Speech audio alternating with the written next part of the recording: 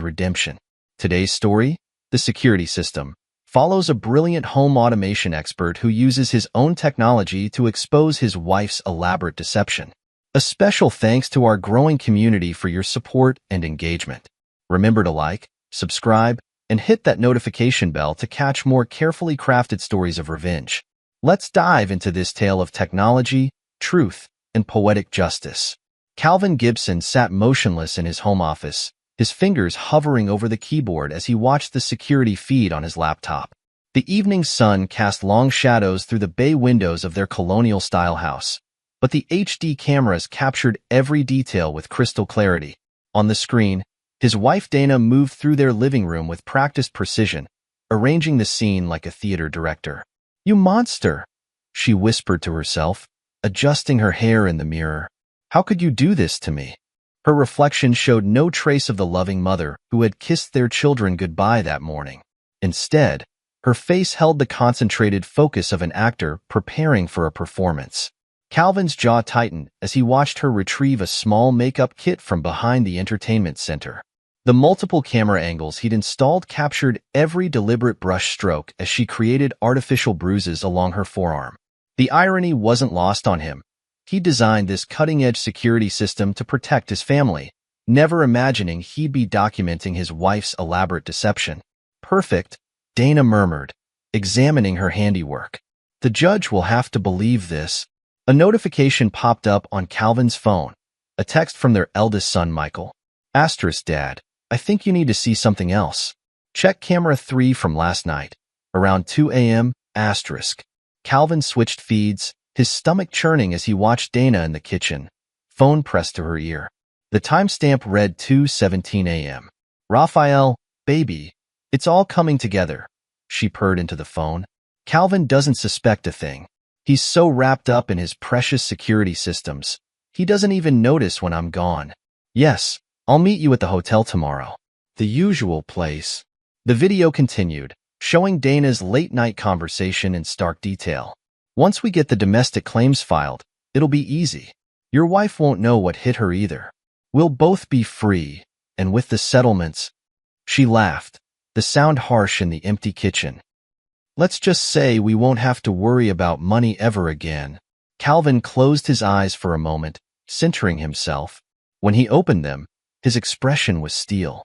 He built his company from nothing, developing home automation systems that protected families. He wouldn't let Dana destroy everything he'd worked for, especially not their children's sense of security. The next morning, Calvin maintained his routine with mechanical precision. He prepared breakfast for the kids while Dana slept in, claiming one of her frequent migraines. "Dad," Michael said quietly as he helped pack lunches, "I found something else." The 15-year-old pulled out his own phone, showing a series of screenshots. "Mom's been talking to Sarah and Jason separately, trying to get them to say things about you."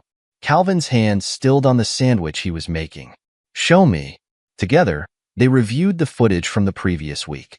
Dana in Jason's room, perched on his bed with a new gaming console in hand. Their youngest son's face showed confusion and distress. "Remember what we talked about, sweetie?" Dana's voice was honey-sweet. "When the nice lady at the courthouse asks you questions, you just need to tell her how Daddy makes you feel scared sometimes. It's important that they understand." "But Dad never scares me," Jason protested, his 10-year-old face scrunching up.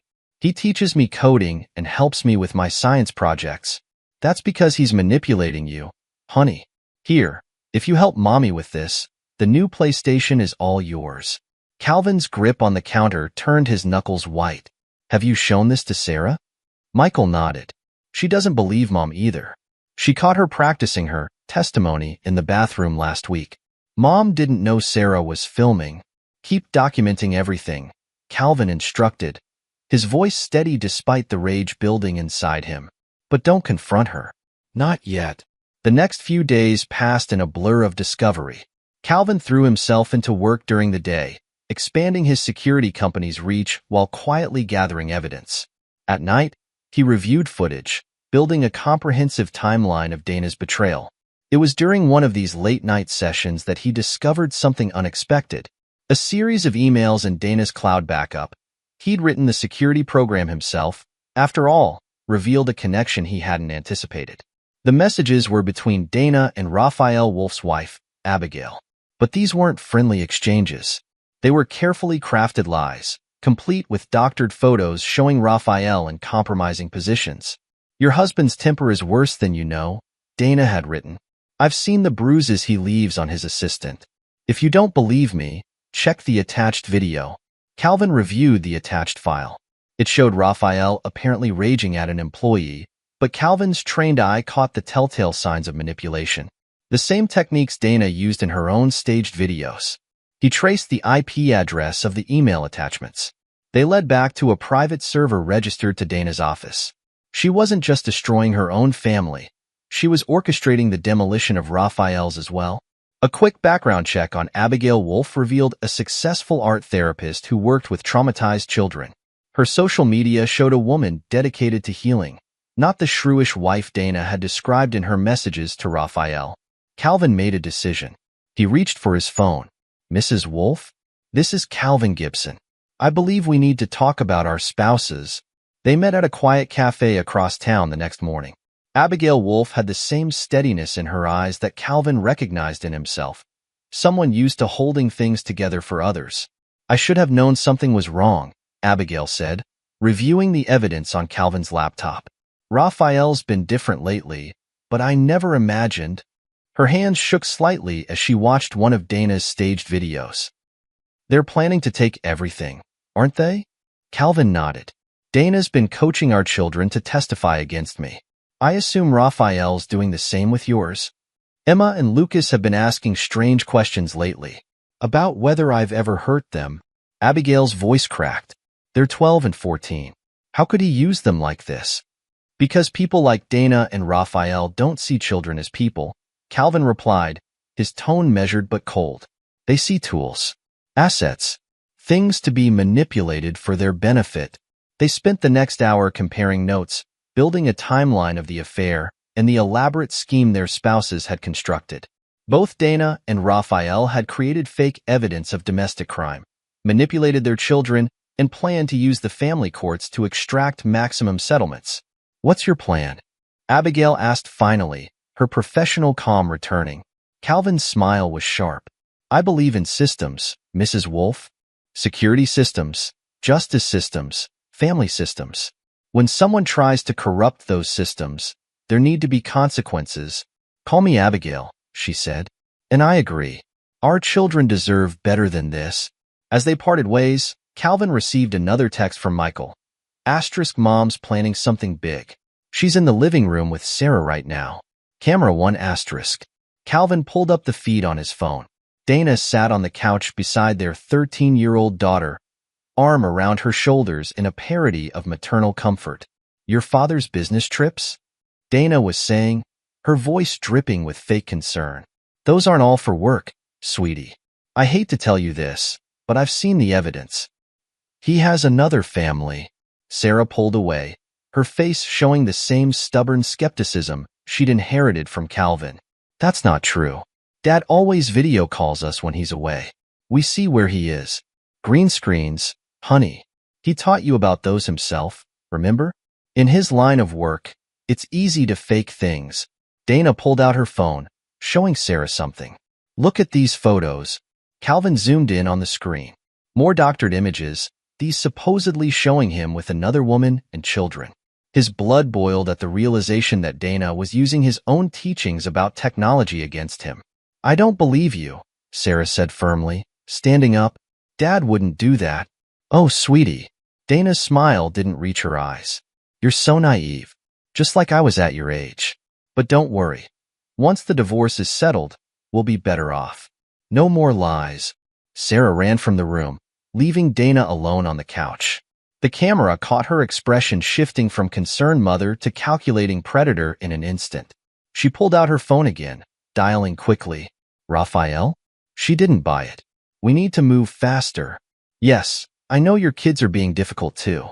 But once we get the domestic crime claims filed, of course I can get more evidence. Calvin's such a workaholic. He never notices when I borrow his credit card. I'll book the hotel for next week." "The usual place." Calvin switched off the feed, his decision crystallizing. He'd built his career on protecting homes and families from external threats. Now he would use those same skills to expose the rot within. He opened his laptop and began typing. 2. Family Court Services. Subject: Evidence of fraudulent domestic crime claims. The cursor blinked, waiting. Calvin glanced at the photos of his children on his desk. Michael's serious face so like his own, Sarah's determined expression, Jason's innocent smile. Dana had underestimated them all, thinking she could manipulate children raised to understand both technology and truth. Game on, Calvin muttered and began to write. Later that evening, as he reviewed the day's footage, he caught a conversation between Michael and Sarah in the backyard. They sat on the old swing set, heads close together. "Mom's lying," Sarah said firmly. "About everything." Michael nodded.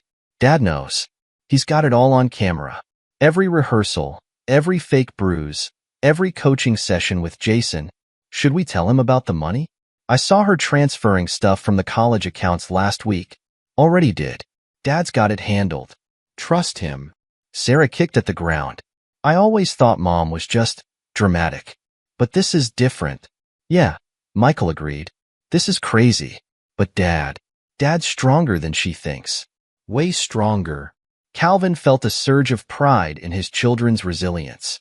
Dana had failed to recognize that the same analytical mind she was trying to destroy in him lived on in their children. They'd seen through her performance not because of his evidence, but because she'd underestimated their intelligence. His phone buzzed. Another text from Abigail. Raphael just told our kids he's working late again. GPS tracker shows he's headed to Dana's office. Should we? Not yet, Calvin replied. Let them dig deeper. Every lie they tell is another nail in their own coffin. He switched back to the security feed.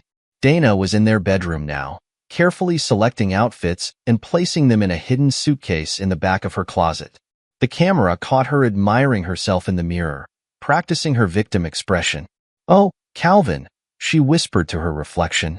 "You really should have paid more attention to your wife instead of your precious security systems."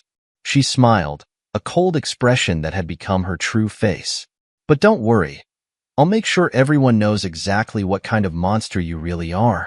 Calvin leaned back in his chair, a grim smile playing at his lips. Dana had no idea that her greatest weakness was her own vanity, her absolute certainty that she was the smartest person in any room. She'd staged her performances for an audience of one, never noticing the other cameras, never considering that her children might be more than passive props in her drama. The security system chimed softly, alerting him to movement at the front door. Sarah was heading out for her evening run, her face set in the determined expression she wore when working through problems. Through another camera, he saw Michael helping Jason with homework in the kitchen, subtly positioning them both in view of the security feed. His children had become part of the system without him having to ask, documenting and preserving the truth even as their mother tried to distort it. They were protecting their family in their own way, showing a strength Dana had never bothered to notice. Calvin opened a new file on his computer, labeled simply Evidence. In it, he began organizing weeks of footage, financial records, and documented conversations. A case built on truth, not theater. Dana wanted to play a role. He would make sure she got exactly the audience she deserved. The sun set over their suburban home, cameras whirring quietly in every corner. In the growing darkness, Calvin Gibson prepared for war, not with dramatic gestures or emotional outbursts, but with the quiet, inexorable force of truth backed by technology. Dana had chosen her stage. Now he would make sure the final act played out exactly as it should. After all, security wasn't just about keeping threats out. Sometimes, it was about revealing the dangers that lived right beside you, wearing a familiar face and a practiced smile. Calvin watched from his home office as Dana's car pulled out of the driveway, her designer luggage packed for another emergency business conference with Raphael. The morning sun glinted off her wedding ring, a ring she still wore like a prop in her ongoing performance. "Dad." Michael stood in the doorway, his 15-year-old frame filling the space with an almost adult presence. "She's gone. Are we going to tell them now?" Calvin nodded, his expression grim. "Get your siblings. They need to see this." In the living room, Sarah and Jason settled onto the couch while Calvin connected his laptop to the main TV screen. Michael sat between his younger siblings, protective without being obvious about it. "What I'm about to show you isn't easy to watch," Calvin began, his voice steady. "But you deserve to know the truth about what's been happening in our home." The first video played, Dana in the living room, carefully applying makeup to create fake bruises while coaching herself through lines about domestic crime. Jason's eyes widened as he watched his mother transform into someone unrecognizable. "That's why she wouldn't let me use her special makeup kit," Sarah whispered, her 13-year-old face hardening with understanding. More footage followed. Dana bribing Jason with the gaming console, coaching Sarah about daddy's anger issues, trying to manipulate Michael with promises of a car if he'd tell the truth about his father's behavior. "She tried this on all of us," Michael realized aloud.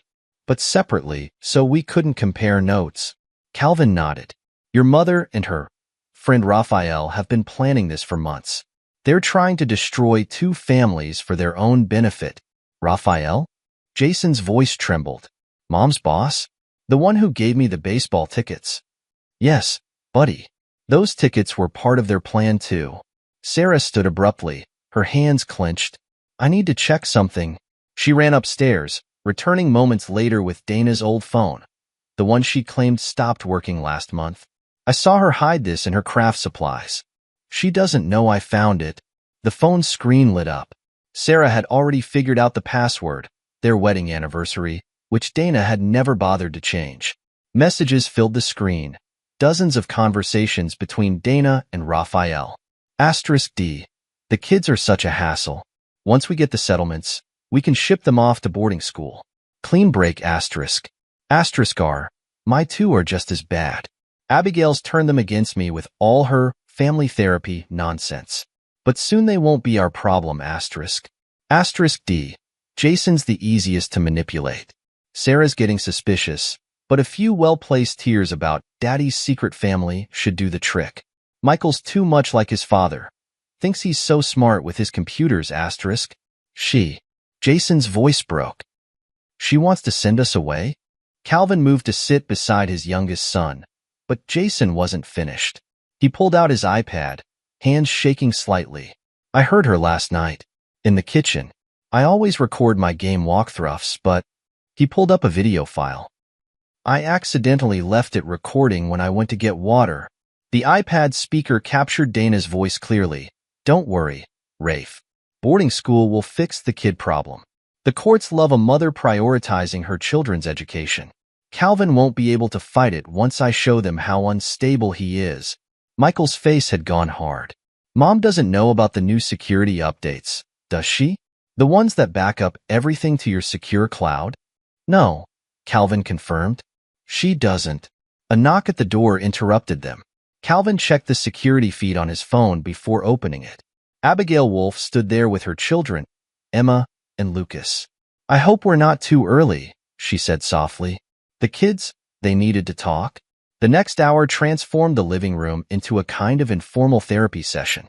Emma and Lucas shared their own stories of Raphael's manipulation, the guilt trips, the expensive gifts that came with strings attached, the carefully staged photos that made their mother look unstable.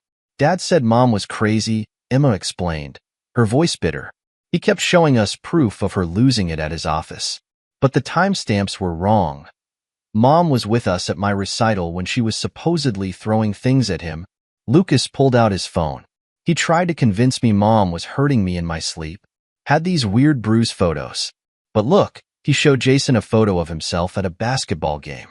"The bruise in Dad's photo is on my left arm. In this real photo from the same day, nothing. Amateur mistake," Michael commented. "He should have mirrored the image." "Michael," Calvin warned, but with a hint of pride at his son's technical observation. Sarah had been quiet, studying Dana's burner phone. "They're getting sloppy," she announced. "Mom left her fake makeup kit out yesterday. I took pictures of everything, the spirit gum she uses to make fake cuts, the special effects palette she bought online. Even found the receipt." "Receipt is good," Calvin noted. "Dates and evidence. I've been backing up all the security footage too," Michael added. "Multiple copies, different locations." Just like you taught me, Dad. Calvin glanced at Abigail, who nodded slightly. Their children were processing their anger through action, turning their pain into purpose. It was healthier than denial. Jason, the youngest of both families, had been listening intently. "What do we do now?" he asked, looking between the adults. "They're still going to lie about you. Both of you." "Now," Calvin said, "we let them think they're winning. For a little while longer." The next few weeks passed in a careful dance of deception. Dana grew increasingly confident, her performances more elaborate as she believed her plan was working. She didn't notice Michael's careful documentation of every staged incident, or Sarah photographing her fake bruise kit, or Jason's iPad recording her late-night planning sessions. Calvin focused on his children's healing while expanding his security business. His latest patents included features specifically designed to detect and document patterns of domestic manipulation. During the day, he built systems to protect other families. At night, he helped his children process their evolving understanding of betrayal. Abigail's expertise as an art therapist proved invaluable. She helped both sets of children channel their feelings into creative projects. Sarah began working on a documentary about digital evidence, while Emma painted powerful abstract pieces about truth and lies. Lucas and Jason collaborated on a graphic novel about a superhero who could detect deception. "They're handling this better than I expected," Abigail commented one evening, watching the children work on their projects in the Gibsons' basement studio. "But they're angry." "Rightfully so," Calvin nodded. "They need a way to confront them. On their own terms." "Dad." Michael stood in the studio doorway. "We've been talking. All of us. We want to tell them ourselves. Not in court, not through lawyers. Face to face." The other children gathered behind him, their faces showing a maturity forced upon them too soon. "We choose where and when," Sarah added. "No more letting them control the story." "The porch," Jason said suddenly. "Outside. Because they don't get to come into our home anymore." "Either of them." Calvin studied their faces, his children and Abigail's, united by their parents' betrayal, but stronger for having faced it together. He saw no doubt in their expressions, only determination. "Michael, what's your plan?" His eldest son outlined their idea. It was detailed, technical, and emotionally raw in a way only teenagers could devise. But it was also strategic. They wanted to confront Dana and Raphael with the weight of evidence behind them, to show their parents that underestimating their children had been their biggest mistake. "We'll need to prepare you," Abigail said gently. "Confrontation like this, it won't be easy." "Nothing about this has been easy," Emma pointed out. "But we're doing it anyway." Over the next week, Calvin and Abigail helped the children prepare. They practiced what to say, how to handle potential reactions, when to step back if emotions ran too high. The children worked on their presentation of evidence, Michael organizing the technical proof, Sarah arranging her photos and documentation, Jason and Lucas preparing their recordings. Remember, Calvin told them during one practice session, you don't owe them any reaction. Your feelings are yours. They don't get to manipulate them anymore. The children took turns playing both parts, accuser and accused. They worked through anger, tears, and even unexpected laughter as they prepared for every possible scenario. "What if they try to say we're lying?" Jason asked during one session. "What if they say we're just kids who don't understand?" "Then we show them exactly how much we understand," Michael replied, holding up a USB drive containing months of security footage. "Mom and Raphael think they're the only ones who know how to gather evidence." Sarah nodded, clutching her notebook full of dated entries about Dana's coaching sessions. "They thought we were props in their performance. We're not. We're the audience they never expected." "And critics," Lucas added with a grim smile, giving them the worst reviews ever. As the day of confrontation approached, Calvin watched his children transform their pain into purpose. They moved through the house like silent documentarians, capturing every detail of Dana's deception. Their mother remained oblivious, too caught up in her own performance to notice her audience had changed. The night before their planned confrontation, Calvin found Jason sitting alone on the porch steps. "Having second thoughts, buddy?" Jason shook his head. "No. Just thinking about something Mom said when she was bribing me with that game console. She said sometimes we have to pretend things are okay even when they're not. But that's not true, is it? No, Calvin agreed, sitting beside his youngest. It's not. Good. Jason's voice was quiet but firm. Because I'm tired of pretending. Inside, Michael and Sarah were doing final checks on their evidence. Emma and Lucas had gone home with Abigail to prepare for their own confrontation with Raphael. The house hummed with anticipation, security cameras whirring softly in every corner. Calvin surveyed his children's preparations with pride. Dana had tried to turn them into weapons against him, but instead they'd become architects of truth. She taught them how to lie, but they'd learned how to document reality instead. She'd wanted them to be her supporting cast, but they'd written their own story. Tomorrow, Dana would return from her latest business trip with Raphael, expecting to find her carefully manipulated household intact. Instead, she would face the consequences of underestimating the very children she tried to use as pawns. Calvin remembered something he'd told his advanced engineering class just last week. The best security systems don't just detect threats, they preserve truth. They remember what others try to make us forget. His children had become living proof of that principle. They'd taken their mother's lessons in deception and turned them into tools for exposing lies. They transformed their pain into purpose, their anger into action. Tomorrow, they would show Dana exactly how much they learned from her performance. But tonight, they waited, a family forged stronger by the very betrayal meant to break them apart. In the quiet evening, Calvin watched his children make their final preparations. Michael triple-checked his data backups. Sarah organized her documentation one last time. Jason rehearsed his words, no longer confused by his mother's manipulations. They were ready. Tomorrow would bring confrontation, but tonight they were simply a family. Different from what Dana had tried to destroy, but somehow better, stronger, more real. The security cameras kept their silent vigil, recording truth in a house that had seen too many lies. Tomorrow, those truths would finally be heard. The autumn morning dawned crisp and clear as Dana's luxury sedan pulled into the driveway. She checked her makeup in the rearview mirror, practiced her concerned mother expression one last time. The business trip with Raphael had gone perfectly. More staged evidence, more carefully crafted lies. Victory felt close enough to taste. But the house before her looked different somehow. Still, waiting. The security cameras tracked her approach, their presence unnoticed as always. Inside, Calvin watched the feed from his office, noting Dana's practiced movements, the slight swagger in her step. Behind him, Michael adjusted his laptop one final time. Everything's ready, his son reported. Every file, every recording, every piece of evidence. Mom's about to learn what a real performance looks like.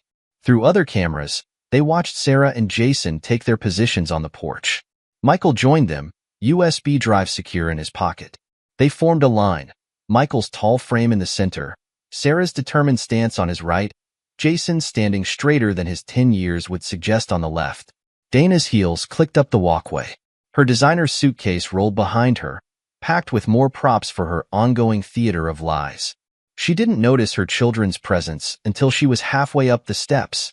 Darlings. Her voice hit the familiar note of manufactured concern. What are you doing out here? It's chilly, you should be inside. We're exactly where we need to be, Michael replied, his tone eerily similar to Calvin's when confronting technical failures in his systems. He held up the USB drive. Let's talk about your performances, Mom. The ones you've been practicing in our living room. Dana's expression flickered, surprise quickly masked by confusion. What are you talking about, sweetie? You know Mommy's been at a business conference. You mean your romantic getaway with Raphael? Sarah stepped forward, her tablet displaying a gallery of photographs. We found your burner phone. The one with all the texts about getting rid of us. Getting rid of your emotional baggage, Jason added, his young voice steady. That's what you called us when you were planning to ship us off to boarding school. Dana's mask slipped further, her practiced smile turning sharp. You've been going through my private things? Your father put you up to this, didn't he? This is exactly the kind of manipulation I've been trying to protect you from. Protect us? Michael's laugh was cold. Let's talk about protection, Mom. Let's talk about all your rehearsals. Your costume changes. Your little makeup sessions. Sarah began playing a compilation video on her tablet, Dana in the living room, carefully applying fake bruises. Dana coaching Jason about his scary daddy. Dana on the phone with Raphael, laughing about how easily children could be turned against their parents. Those recordings are illegal, Dana snapped, her motherly facade cracking.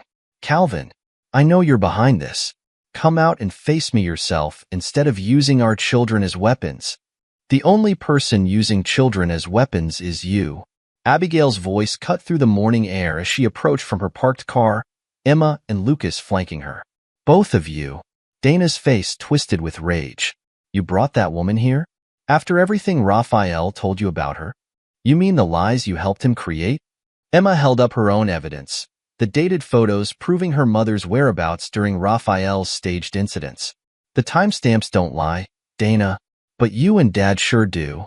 We're not here to debate, Michael interrupted, his voice cutting through Dana's building tirade. We're here to tell you that you've lost. The performance is over. Sarah stepped forward with her collection of photographs, Dana's makeup kit laid out in damning detail, receipts for special effects supplies, staged bruises in various states of application. Remember all those videos you were going to show the divorce court? Sarah's voice carried the same theatrical projection Dana had practiced so often. Funny how our security cameras caught you staging everything.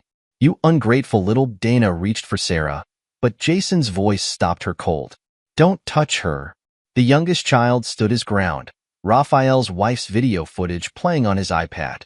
We've seen the real videos. The ones you helped Raphael make about his wife. The ones you made about Dad. You're not our mom anymore. Michael delivered the final line with precision. Monsters don't get to have families. Dana's scream of rage echoed across the porch. You have no idea what you're doing. I am your mother. I have rights. Rights? Calvin's voice came from the doorway, recording everything. Like the right to manipulate children? To stage false evidence? To commit perjury? You planned this, Dana snarled, turning on her husband. Turn my own children against me. No, Dana. Calvin's smile was razor sharp. You did that all by yourself. We just made sure the cameras were rolling. Dana launched into another tirade, but her words died as a familiar car pulled into the driveway. Raphael stepped out, his own practiced concern morphing into shock at the scene before him. Dana? What's going on? Perfect timing, Lucas called out. Dad, want to see what you look like when you're staging evidence? We've got some great footage. Raphael's face hardened. Whatever they've told you, it's lies. Dana, we need to save it. Abigail cut in. The police already have copies of everything. So do our lawyers. Your performances are going viral in the family court system. Dana's composure shattered completely. She lunged for Sarah's tablet, but Michael moved faster, stepping between them. Dana's hand connected with his face in a ringing slap. The security cameras caught it all, the real harm revealing itself at last. And that, Calvin said quietly, is the difference between staged domestic crime and actual attack on their loved ones. Officers. 2 police cars pulled up, their arrival perfectly timed. Dana's screams turned to threats, promises of revenge, accusations of conspiracy. Raphael attempted to maintain his corporate calm, but his mask cracked when Emma stepped forward with her phone. Hey Dad, she said sweetly, remember when you taught me about recording apps? They work really well in therapy sessions when you're coaching kids to lie about their mother. The officers led Dana and Raphael away, their protests a duet of desperate denial. Their packed suitcases intended for another secret rendezvous were logged as evidence instead. Calvin gathered his children close as the police cars pulled away. I'm proud of you. All of you. We learned from the best, Michael replied, rubbing his cheek where Dana had struck him. She taught us how to lie, but you taught us how to protect the truth. The divorce proceedings moved swiftly. Dana's carefully staged videos, when contrasted with Calvin's security footage, destroyed any credibility she might have claimed. Raphael's similar attempts to frame Abigail backfired spectacularly, his own children's testimony sealing his fate. 1 year later, the Gibson home had transformed. Calvin's home automation company launched a new line of security systems specifically designed to protect families from domestic manipulation. The marketing was subtle, but the message was clear. Truth leaves traces that no performance can hide. Abigail's art therapy practice expanded to specialize in helping children heal from parental manipulation. The studio in her office displayed Emma's abstract paintings about truth and lies, Sarah's documentary photos, and Jason and Lucas's collaborative graphic novel about a family of truth seekers. The children moved forward in their own ways. Michael threw himself into computer science, developing algorithms to detect digital manipulation. Sarah's documentary about domestic deception won her a scholarship to film school. Jason's trust issues healed slowly through his growing friendship with his step-siblings. Dana's attempts at reputation rehabilitation failed spectacularly. Her corporate connections evaporated when the evidence went public. She took a job as a retail clerk, her designer wardrobe replaced by a polyester uniform. Sometimes she drove past her old home, watching through the windows as the family she lost grew stronger without her. Raphael faced his own lonely future, his carefully crafted corporate image shattered. His occasional emails to his children went unread, their trust in him buried under mountains of evidence of his deception. On a warm evening, exactly 1 year after the confrontation, Calvin stood before his advanced engineering class at the local university. The lecture hall was packed. His story had become something of a legend in security system circles. The funny thing about security systems, he told the eager students, is that they don't just keep bad things out. They protect the truth within. Technology doesn't lie, people do. But when we use technology to serve truth rather than deception, we build something stronger than any performance. At home, dinner waited. Not the family dinner Dana had imagined, but something better. Calvin and Abigail sat at a table surrounded by their children.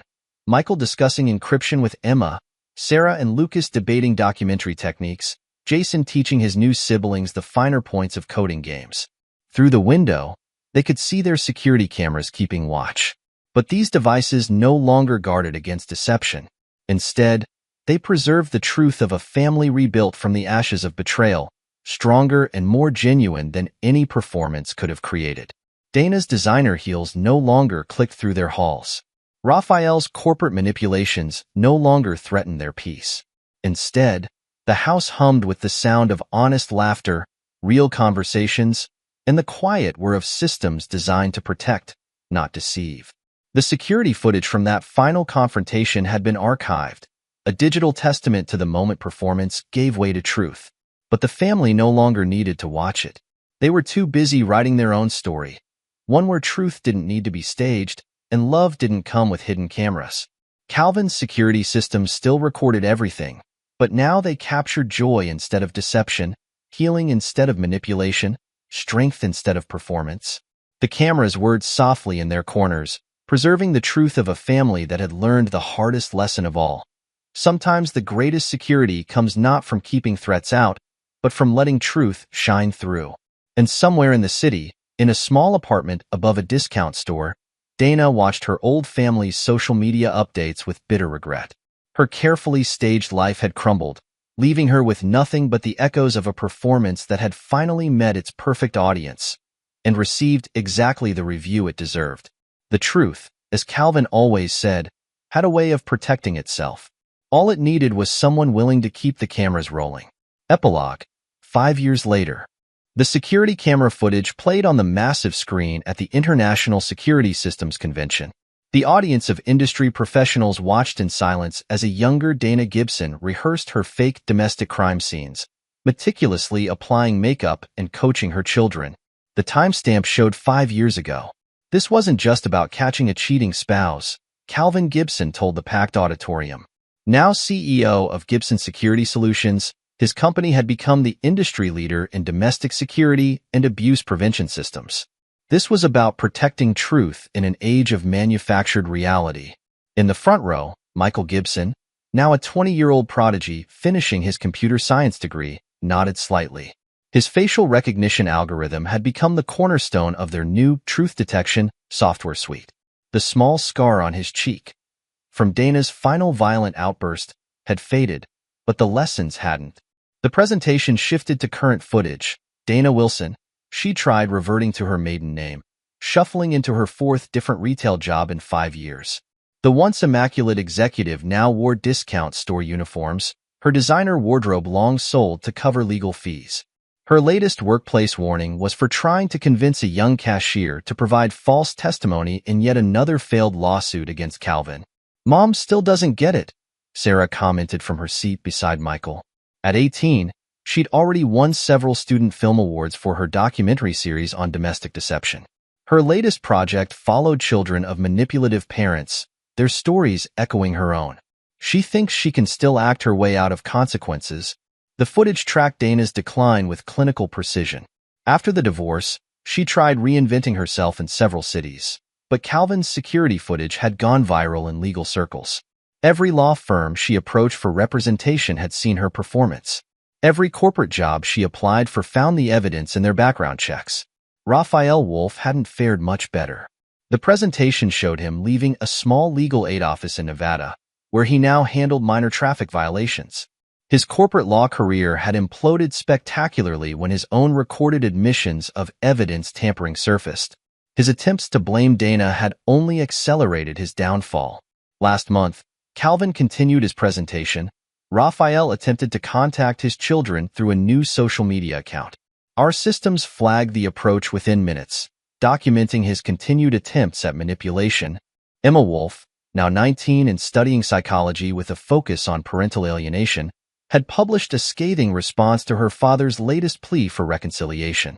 Her art therapy pieces about parental manipulation had been featured in several psychological journals. What these individuals failed to understand, Calvin explained, bringing up new footage, was that technology doesn't just record events. It preserves context, intent, patterns of behavior that no amount of acting can disguise. The screen showed Dana's latest scheme, attempting to befriend the teenage children of her current boyfriend, a mall security guard who didn't know her history. The footage captured her subtle coaching, the same manipulation techniques she'd used on her own children. 3 days ago, Calvin noted, Child Protective Services received our evidence package. Her boyfriend's children are now safe with their mother, and Dana faces new charges of attempted child manipulation. Jason, now 15 and already taking college computing classes, had been the one to spot the pattern. His coding skills had evolved into a specialized focus on behavior analysis algorithms. The gaming console Dana once used to bribe him gathered dust in an evidence storage unit. The most dangerous predators, Calvin continued, aren't strangers with weapons. They're the ones who weaponize trust, who turn family bonds into tools of manipulation, who perform love while plotting destruction. Recent footage showed Raphael's failed attempt to rebuild his legal career. He tried starting a small practice in rural Idaho, but his former associates had spread the word. No law firm would partner with him. No client would trust him. His expensive suits had been replaced by off-the-rack blazers, his luxury car downgraded to a used sedan. Both Dana and Raphael attempted to publish their side of the story through various online platforms, Calvin noted. Our systems tracked 23 different social media accounts they created, each attempting to rewrite history. Sarah clicked to the next slide, screenshots of Dana and Raphael's various attempts at reputation rehabilitation, blog posts claiming conspiracy, social media rants about parental alienation, self-published ebooks that vanished under waves of evidence-backed reviews. Last year, Calvin continued, Dana attempted to approach Jason at his robotics competition. Our facial recognition system flagged her presence immediately. She was wearing a wig, colored contacts, and had gained 40 pounds, but patterns don't lie. The footage showed Dana being escorted out by security, her new disguise doing nothing to hide her familiar manipulative gestures. Jason's team had gone on to win first place, their home security robot dedicated to truth in technology. Raphael tried something similar at Emma's college art show, Calvin added. He claimed to be a gallery owner interested in her work. The attempt lasted exactly 12 minutes before our systems identified him and notified security. Both Dana and Raphael had tried therapy, claiming they wanted to change. But the security footage told a different story. Dana practicing her reformed expressions in store mirrors, Raphael rehearsing apology speeches while Googling manipulation techniques. 5 years of documentation. Calvin gestured at the screen. 5 years of attempts to escape consequences. 5 years of proof that patterns of deception don't change without genuine accountability.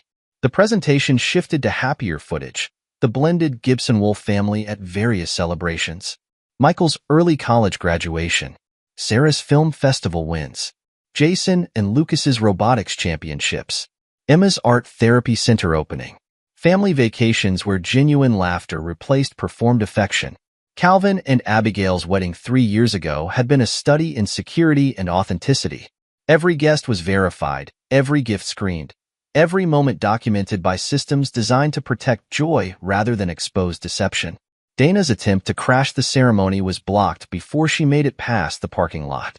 Today, Calvin announced, Gibson Security Solutions launches our most advanced system yet.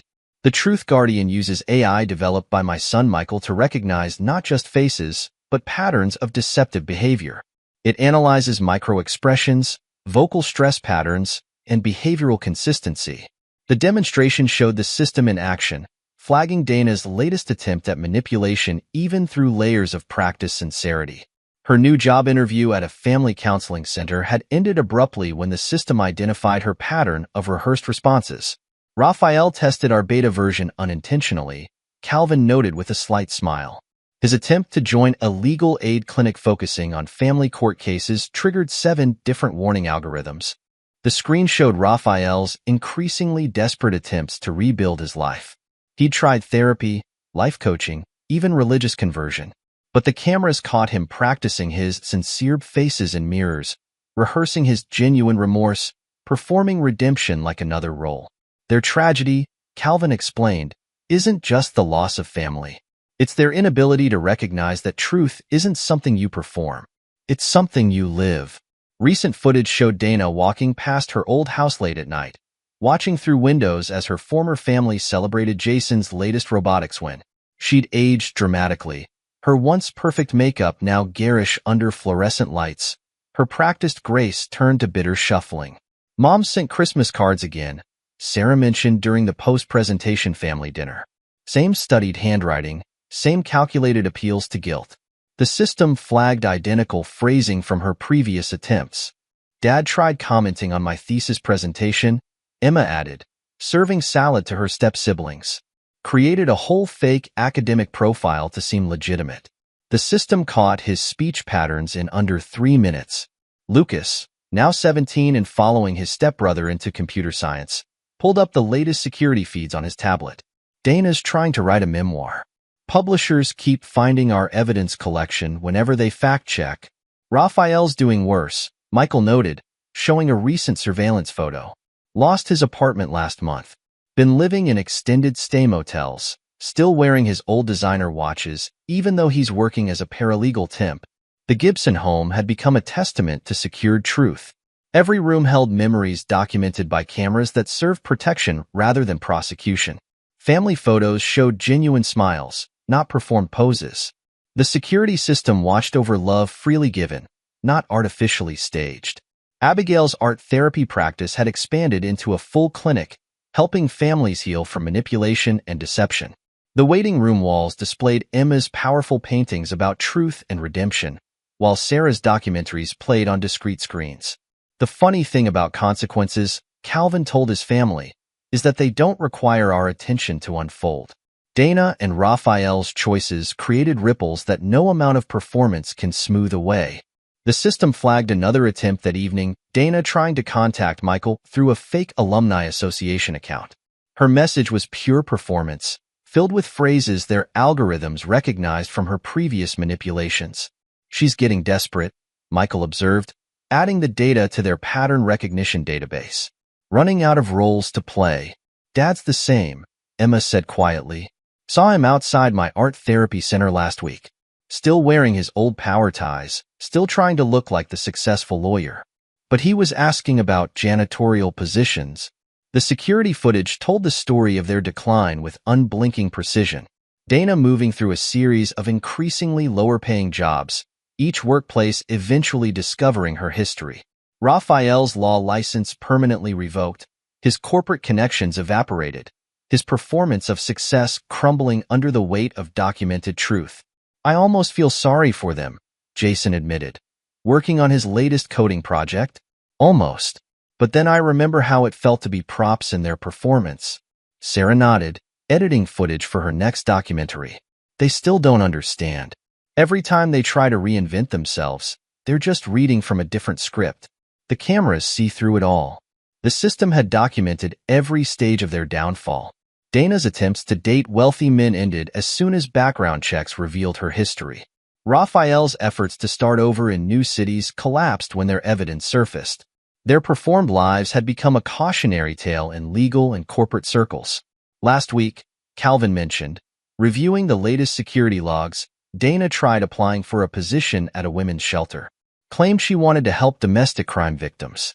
The system recognized her behavioral patterns during the interview. Raphael attempted something similar, Abigail added. Volunteered at a father's rights organization. Lasted 2 days before our evidence found its way to their board. The children had healed and grown. Their wounds transformed into wisdom. Michael's security algorithms protected countless families. Sarah's documentaries educated people about manipulation. Jason's coding helped others detect deception. Emma and Lucas used their experiences to help other children of manipulative parents. The system flagged something interesting, Michael said later that evening. Dana and Raphael met for coffee last month. First direct contact in 3 years. The footage showed 2 broken people at a cheap diner, their designer labels replaced by discount store clothes, their practiced charm dulled by years of consequences. They still performed, still tried to maintain their old facades, but the cameras caught their desperation. They were planning something, Sarah guessed, reviewing the footage. Another attempt at reputation rehabilitation? No, Calvin smiled slightly. They were comparing notes on how it all went wrong. Still blaming everyone but themselves. Still unable to see that their greatest deception was believing they could build lives on lies. The system archived their conversation alongside 5 years of documented consequences. Dana's multiple restraining orders from attempted manipulations. Raphael's failed lawsuits trying to restore his law license. Their separate but parallel descents from success to survival. Truth has a long memory, Calvin told his advanced security design class the next day. Especially when it's preserved by systems designed to protect rather than deceive. The Gibson house stood as proof of his words. Security cameras still whirred softly in corners, but now they recorded joy instead of deception, growth instead of manipulation, love instead of performance. The truth they protected had built something stronger than any lie could destroy. And somewhere in the city, in separate small apartments, Dana and Raphael lived with the consequences of their choices. Their performances had finally found their perfect audience. In security footage that never stopped recording, in systems that never forgot, in truth that needed no rehearsal. The cameras kept watching, the algorithms kept learning, and the truth kept protecting itself. Just as Calvin had designed it to do, 5 years ago when performance gave way to reality and security became about preserving honesty rather than exposing lies. The story of their downfall became a teaching tool in security design circles, a cautionary tale in family courts, a case study in behavioral analysis. But for the Gibson Wolf family, it was simply history, documented, protected, and finally laid to rest under the watchful eyes of systems designed to guard truth rather than conceal it. The security footage would keep recording, but Dana and Raphael no longer commanded center stage. Their performance had ended. The truth, as Calvin always said, would continue protecting itself, one frame at a time. This is where our story comes to an end. Share your thoughts in the comment section. Thanks for your time. If you enjoy the story, please subscribe to this channel. Click on the video you see on the screen, and I will see you there.